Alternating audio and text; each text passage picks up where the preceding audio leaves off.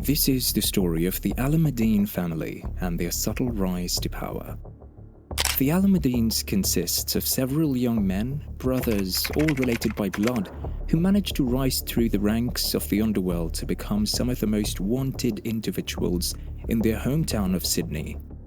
So far, 6 of the Alamedines are known, but the most famous of them all is Talal Alameddine. Talal Alameddine is best known for supplying the gun used to kill police accountant Curtis Cheng.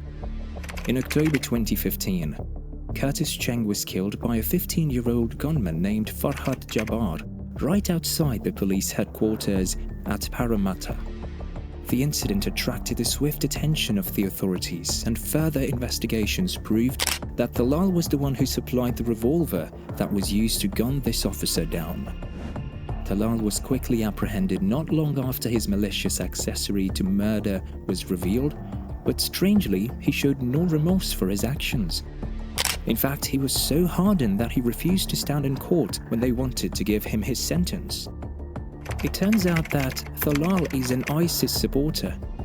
He was just 22 at the time when this incident occurred. Before this, Talal had been involved in several organized crimes in the criminal underworld. This is why he did a good job of maintaining a low profile.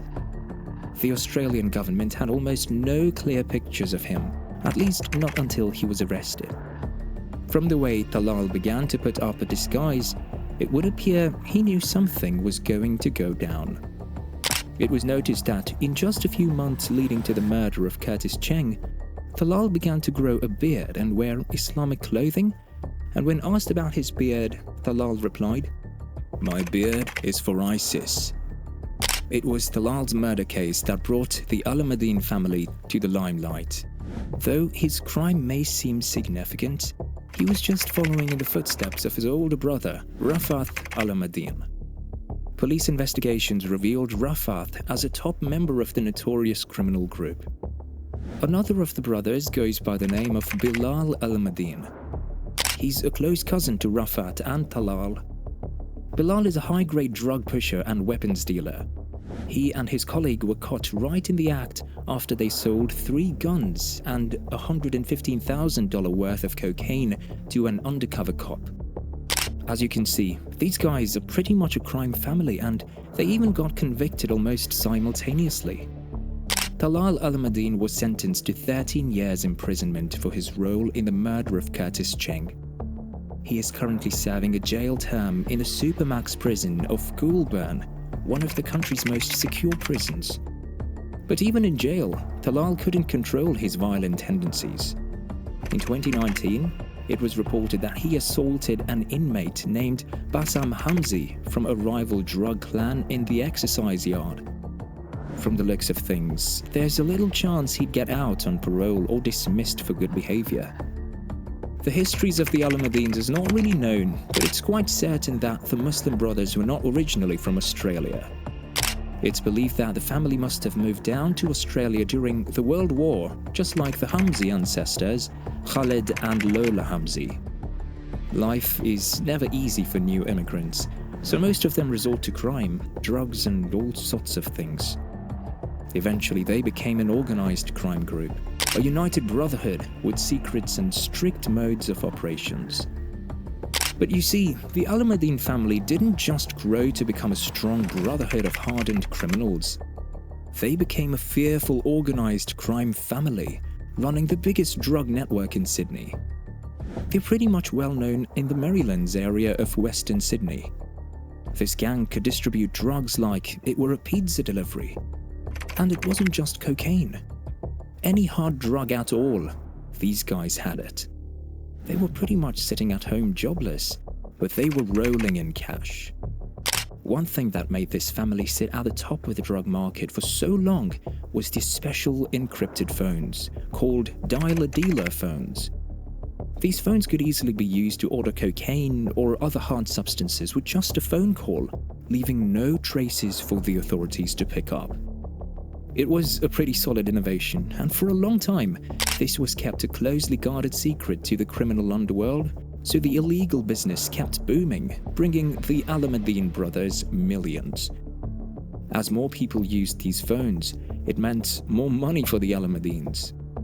The phones were the real money makers, with some bringing as much as $250,000 every week. It was an instrumental asset that led to the rise of the Alameddine family. In May 2022, 209 raids were carried out by up to 450 police officers to round up the Alameddine crime network. The operation was quick and swift. The drug lords never saw it coming, so none of them could escape. The cops hit them right there in their homes without giving them a chance to put some pants on. The authorities of Sydney believe that this operation was the final move to cut off the head of the snake, as the Alamedines were the most well-known crime family in the area. In fact, it's believed that their dialer-dealer phones were the real cause of the underground gang wars in the region. These phones brought in so much cash that the rival crime family and drug network called Hamzi wanted a piece of the cake. When normal talks didn't work, the families resorted to violence and murder. During the raid, a very senior member of the Alameddine family named Rashad, age 30, was arrested. He was found hiding in a roof cavity when the police came knocking. The police found 4 mobile phones, some prescription drugs, and some cocaine in his possession. Rashad is the oldest of the Alameddine cousin brothers. He was a senior member, so it was no surprise that he had remained under the radar for so long. The Alamedines had a unique strategy that kept them at the top of the food chain for so long. This strategy also helped them pick up senior members of the rival Hamzi network without losing any top members themselves.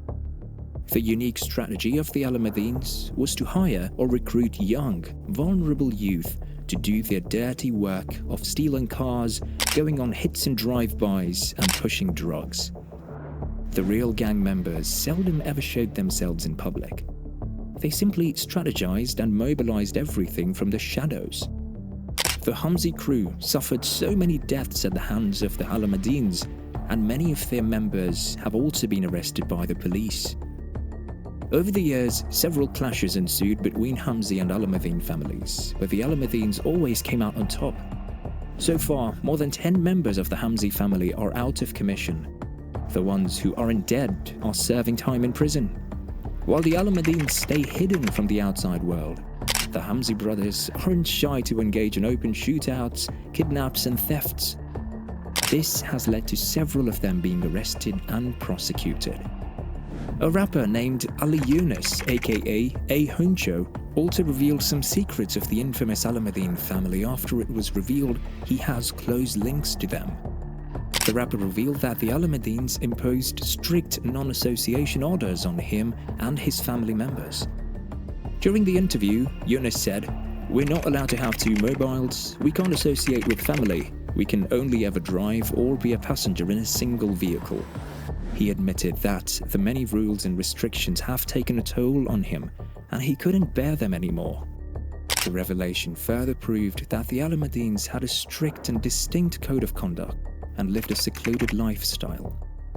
The fact that they imposed restrictions on a family friend just shows they'll go to extreme lengths for their own family members. Rafat Alameddine, who is assumed to be the ringleader of the network, was hit with the biggest restrictions of all. He's bound to a non-association order that prevents him from contacting outsiders and even prohibits him from speaking with several group members. However, it seems the Alamedines are going to lose their throne in the drug network. So far, all 6 of them, Bilal, Jihad, Talal, Rashad, Hamdi and Rafat, are facing the full wrath of the law. Bilal was charged with drug running and is set to face 5 years in prison. Jihad was also prosecuted for drug possession and driving. Talal is already serving his time due to his renowned accessory to murder. Rashad, Rafat and Hamdi are set to face jail time for their roles in the violent brawl that broke out in Westfield, Parramatta. It's not known if there are any more Alamedines to pick up the mantle or if the Hamzis will take over. The Hamzis have never relented in their war to regain superiority over their underground drug business. Some sources even claim that when Hamzis start a war, it goes on for generations. However, despite the still ongoing shootings with rival Hamzi and Alameddine families, authorities are confident that peace will finally return to Sydney, now that these two families are no longer what they once were. Remember to subscribe to our channel if you enjoyed our content. See you in the next one.